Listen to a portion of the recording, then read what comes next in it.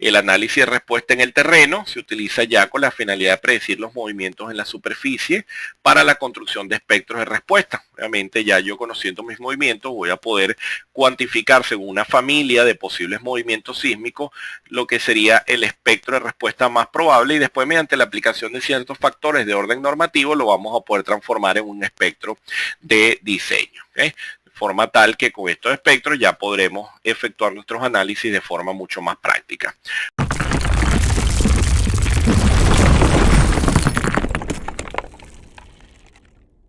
Pero acá debo hacer un paréntesis y es que en proyectos convencionales es muy cierto que en la práctica trabajamos con construcción de espectros, pero cuando estamos involucrados en proyectos de alto impacto, o donde la extensión de terreno posee una variabilidad geotécnica importante, probablemente se requiera un análisis de respuesta en el terreno ya de sitio que no necesariamente cumple con el requisito del código de la norma que estemos utilizando, sino que de repente ya debido a la extensión del terreno podremos hablar entonces de un análisis particular de sitio debido a las características del proyecto y a la extensión donde deseamos desarrollarlo. ¿Okay?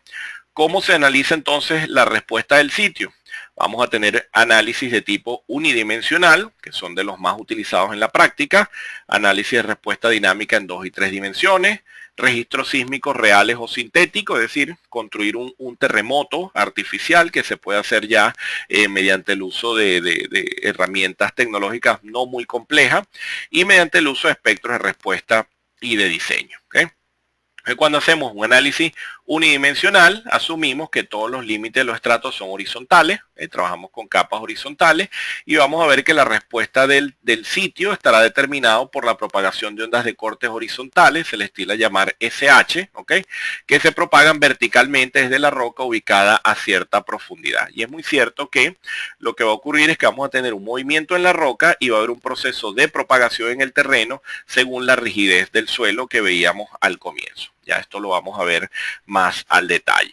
En este análisis entonces unidimensional, fíjense aquí está la falla, existe una línea de trayectoria de onda sísmica y vamos a llegar al sitio que está ya apoyado en capas superficiales, de forma tal que este proceso de propagación atraviesa estos estratos horizontales y estos estratos horizontales entonces van a tener ciertas propiedades para nosotros poder hacer el análisis particular del sitio. Forma tal que esta es la idealización más convencional, la más común y es una de las que más se utiliza en la práctica. ¿Okay? ¿Qué hacemos en el análisis ya lineal? Lo que sería el análisis mediante aproximación lineal. Aquí entonces trabajamos con lo que sería la aplicación de carga sísmica, se utiliza desde hace muchos años y los software tienen incorporado lo que sería el análisis mediante el uso de series de Fourier, ¿okay? Donde se suman grupos de serie de cargas armónicas. Obviamente, si analizamos una onda sísmica, podemos asemejarla bastante bien a una acción armónica, de manera que la sumatoria de series de Fourier aproxima bastante bien lo que sería el efecto combinado de diferentes ondas sísmicas en un sitio determinado que estemos analizando. ¿Okay? La respuesta de un sistema en grado de libertad es simplemente la sumatoria de la respuesta de cada término de las diferentes series de carga, lo que les decía hace un momento. No vamos a entrar en la matemática densa del asunto, pero sí vamos a dejar claro que cuando analizamos entonces la acción sísmica del terreno, vamos a ver que es una sumatoria de este coeficiente acá, que representa un valor que se le llama coeficiente complejo de Fourier y que depende de lo que sería la frecuencia del depósito y de lo que sería la frecuencia de la acción sísmica que incide en el terreno. De manera entonces que esta carga periódica será la sumatoria de las diferentes series de Fourier que inciden en el terreno. Al final, si igualamos lo que serían estos coeficientes complejos y lo aplicamos ya en función de la acción sísmica de la acción sísmica que representa cada serie de Fourier y la igualamos a lo que sería al sistema de un grado de libertad, vamos a ver que aquí participa la masa, el amortiguamiento y la rigidez y podremos entonces determinar lo que sería el desplazamiento. ¿Qué es lo que estamos haciendo? Estamos tratando de obtener el desplazamiento que se genera en el sitio debido a la acción sísmica.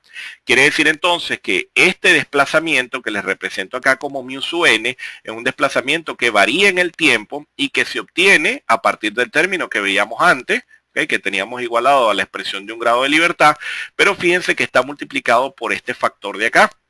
Y es que resulta que este factor transforma el comportamiento de las series de Fourier, o de las diferentes series de carga que se resuelven por Fourier, en desplazamiento. ¿Okay? Si aplicamos superposición, en vista que estamos haciendo un análisis por aproximación lineal, podremos entonces sumar los diferentes efectos para obtener lo que sería el desplazamiento total.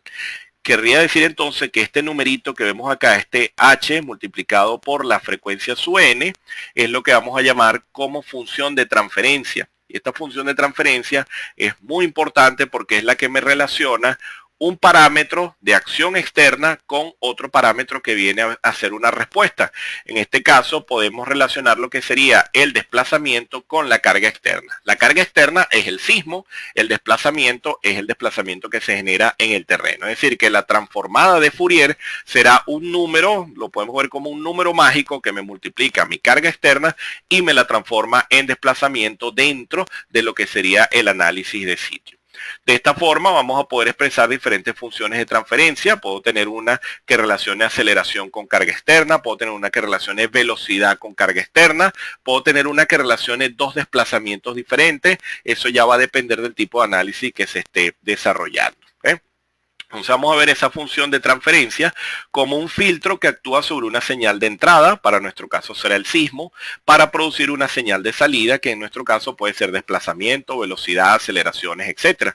Entonces ya con eso, si tenemos un registro tiempo-historia, por ejemplo, podemos ver cuántos son los desplazamientos, las velocidades y las aceleraciones esperadas en el terreno al aplicar lo que sería la transformada de Fourier. Obviamente ya estos cálculos no se efectúan de forma manual, sino que ya los software nos permiten desarrollar estos análisis, pero fíjense que es muy interesante saber que ya al comprender estos esquemas podemos entonces ya irnos a una de estas herramientas teniendo un claro conocimiento de lo que se efectúa allí internamente. ¿Okay? Entonces, en el análisis, ya lo que sería en el análisis lineal, podemos ver una cantidad de connotaciones importantes que abarca este proceso y podemos enumerar las principales. Vemos entonces que en el análisis se obtienen las series de Fourier para cargas aplicadas, lo que serían los movimientos en la base. ¿Okay? De esta forma la carga o movimiento en la base estaría expresada como una función de frecuencia, de manera entonces que vamos a ver mucho que nos interesaría mucho conocer las amplitudes sísmicas en función de la frecuencia del sismo, y es la tendencia actual hacer los análisis en el dominio de la frecuencia más que en el dominio del tiempo. ¿Okay? Se multiplican los coeficientes de la serie de Fourier por el valor apropiado de la función de transferencia para cada frecuencia. Como les digo, el sismo no posee una única frecuencia, sino que él va variando la amplitud en función de las diferentes frecuencias, y esto generaría entonces la serie de Fourier del movimiento de salida. ¿Okay?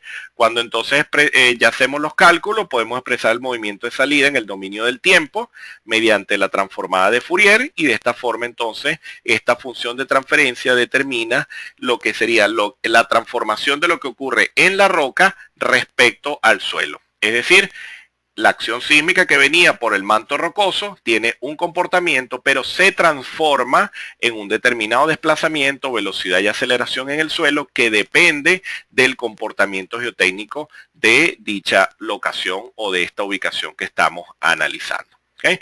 Aquí vamos a ver entonces cómo ocurre eso en los diferentes suelos. Vamos a analizar un caso teórico, no se da en la práctica porque es el caso sin amortiguamiento, pero nos sirve para entender lo que sería el fenómeno de resonancia. Y ya vamos a ver cómo ocurre. Fíjense que si tenemos acá una roca, tenemos un suelo de espesor, un estrato de espesor H, veremos entonces que el desplazamiento resultante, el desplazamiento horizontal, puede ser expresado mediante esta expresión. Acá lo que estos valores de A y B son las amplitudes de onda, por eso hablamos al comienzo de onda, porque efectivamente lo que va a haber es una amplitud de onda en diferentes direcciones. ¿Okay? K es un número de ondas que relaciona la frecuencia con la velocidad de onda de corte, es la misma velocidad de onda de corte que determinamos en los ensayos geofísicos, y lo que sería el omega es la frecuencia circular del movimiento del terreno. Vemos entonces que el desplazamiento horizontal pues, es la sumatoria de estas componentes. Resolviendo ya mediante correlación por esfuerzos cortantes, no vamos a abordar el detalle de estos cálculos, podemos obtener entonces el desplazamiento en diferentes puntos del estrato a diferentes tiempos mediante esta expresión. Y lo importante de este análisis es que la función de transferencia que describe la razón de amplitud de desplazamiento en dos puntos cualesquiera se pueden expresar mediante esta ecuación. Fíjense qué significa esto. Esta función de transferencia está transformando el desplazamiento máximo en el punto cero a un determinado tiempo t y lo está relacionando con el desplazamiento máximo en la ubicación h a un tiempo t. Obviamente, como esta expresión de desplazamiento ya la tenemos computada mediante esta expresión anterior, podremos entonces llegar, mediante resolución matemática, a este coeficiente. Ese coeficiente lo que significa es que es una función de amplificación. Quiere decir entonces que cuando yo obtengo esta función de transferencia, estoy resolviendo el proceso de amplificación que ocurre desde la roca al suelo que existe por encima de la roca. ¿Okay? Esa será la razón de amplitud del movimiento de la superficie respecto a la amplitud del movimiento en la roca. Es decir, este es el número mágico que me va a transformar la amplitud en la roca y me la va a convertir en amplitud en el suelo. ¿Okay? Entonces esto sería una función de transferencia de desplazamiento en un suelo que no posee amortiguamiento. En ninguno de estos componentes vemos el coeficiente de amortiguamiento, que sería una variante en el análisis. Quiere decir entonces que si no hay amortiguamiento, si observamos la expresión anterior, me voy a devolver, tengo el coseno de esto que tengo acá. Ahora bien, si analizamos esta gráfica y entiendo entonces que cada pi medio más n pi al aplicar el coseno, ¿qué es lo que estoy obteniendo? Estoy obteniendo un fenómeno ya de amplificación para cada uno de estos rangos, y esta amplificación, por no poseer amortiguamiento, es una amplificación infinita. ¿Qué quiere decir eso? Que va a existir una superresonancia para cada uno de estos periodos. ¿Okay? Esta es una condición, como les dije al comienzo, teórica, porque en los suelos no vamos a conseguir nunca un caso donde no exista amortiguamiento, en vista de que el amortiguamiento se va a manifestar en arenas, en arcillas, en la roca, en el limo, arcilla con limo, etc. Lo que sirve esto es para entender que la respuesta del depósito va a ser muy dependiente de la frecuencia del movimiento y a la frecuencia a la cual ocurren las amplificaciones más fuertes, y para eso participa lo que sería el espesor del estrato y las propiedades del material. Quiere decir entonces que ese suelo, a medida que tenga un espesor diferente, va a ir variando su frecuencia de vibración. Quiere decir entonces que al variar la frecuencia de vibración, si calibramos la frecuencia del movimiento de entrada con la frecuencia del depósito y se igualan estas frecuencias, obviamente tendríamos un proceso de resonancia en el estrato donde nos estamos apoyando. ¿Okay? Vamos a ver qué ocurre cuando aparece el amortiguamiento. Cuando aparece el amortiguamiento, partimos de la misma expresión que teníamos antes, ¿okay? Pero ahora vamos a incorporar la componente de amortiguamiento acá. En la velocidad de onda de corte participa el módulo de cortante dinámico que veíamos al comienzo y la densidad del material. Fíjense que esta expresión es derivada de la misma con la que determinábamos el G máximo mediante los ensayos geofísicos. Aquí está la misma función de transferencia, ¿okay? Funciona exactamente igual. Y lo que ocurre es que ahora la función de transferencia incorpora la misma variable anterior, pero ahora tiene incorporado acá el amortiguamiento. Quiere decir entonces que esto siempre va a estar amortiguado, y eso hace entonces que el valor que de lo que sería el denominador nunca va a dar cero. ¿Okay? Porque siempre vamos a tener la componente del amortiguamiento que evita que dé cero. Es decir, aquí no existe resonancia infinita. Si lo vemos gráficamente, vamos a poder observar entonces que cuando nos vamos igual de pi medio más n pi, lo que teníamos antes, sí pudiésemos tener unos fenómenos de pseudo resonancia, pero nunca será en condición infinita como veíamos hace un momento, donde la amplificación era infinita. ¿Okay? En este caso vemos entonces que grandes amplificaciones tendrán asociadas factores de amortiguamiento más bajos, amplificaciones menores serán asociadas a lo que sería amortiguamiento más alto. Y aquí toma entonces bastante importancia lo que veíamos al comienzo. Recuérdense que este amortiguamiento dependía, por ejemplo, según las gráficas del profesor Busetic y Dobry, dependían fuertemente de la plasticidad del suelo. ¿Okay? Veíamos entonces que habían suelos que, al ser no plásticos, poseen una fuerte razón de amortiguamiento respecto a los suelos arcillosos con índice de plasticidad mayor. ¿Okay? Pero vemos entonces que la respuesta del terreno definitivamente está dependiendo de lo que sería la frecuencia del movimiento y del espesor del estrato, que a su vez me determina una frecuencia en lo que sería el suelo del sitio. ¿Okay? Entonces, de acá ya vamos a derivar varios comentarios importantes, y es que las frecuencias que se corresponden con la máxima local representan las frecuencias naturales del depósito del suelo. Las normas, los códigos buscan comprender cuántos son estas frecuencias naturales del depósito para poder saber si al momento de diseñar el edificio no estamos propiciando una condición de resonancia como la que veíamos hace un momento. El factor de amplificación es igual a la razón de amplitud del movimiento en la superficie respecto a la amplitud del movimiento en la roca.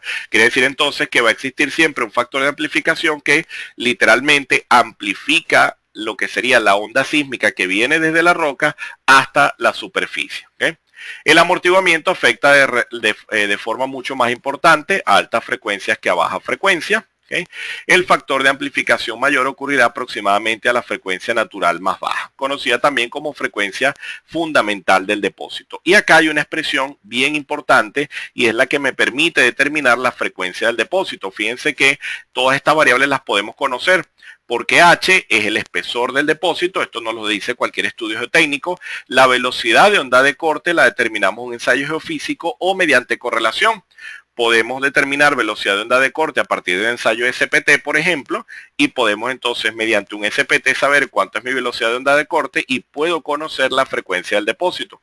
Si quiero saber cuánto es el periodo de vibración del depósito, simplemente digo el inverso de la frecuencia y listo. Esto es bien importante porque si yo tengo la frecuencia del depósito y voy a diseñar para un determinado registro tiempo-historia que tiene una frecuencia dominante cercana a la del depósito, ya sabemos que definitivamente allí va a haber un fenómeno de resonancia o de amplificación.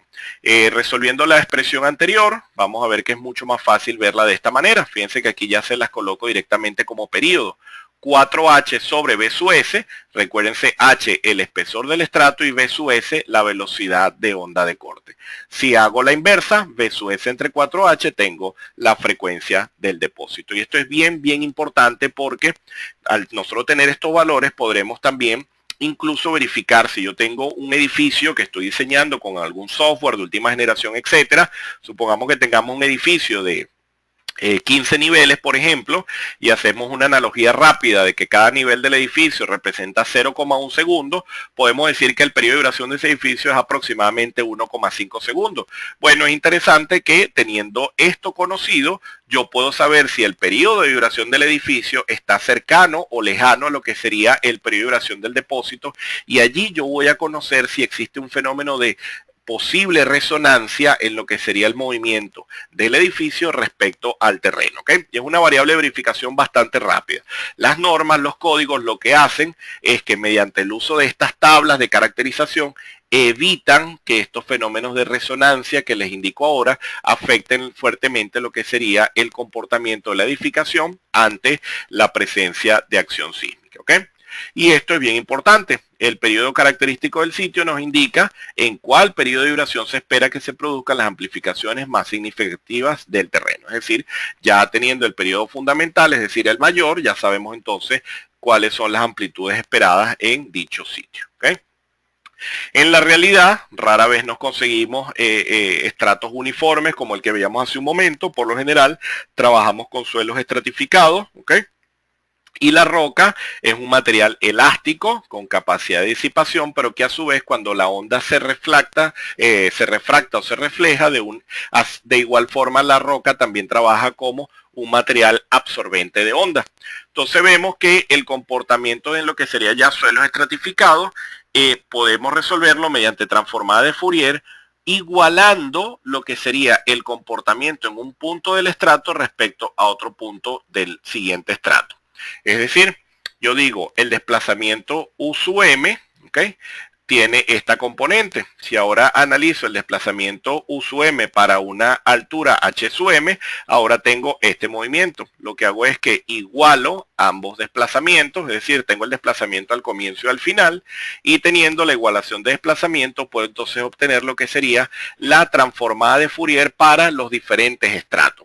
Actualmente, obviamente, esto, hacerlo de forma manual es muy complejo y por eso se utilizan software como por ejemplo el Shake, ¿ok?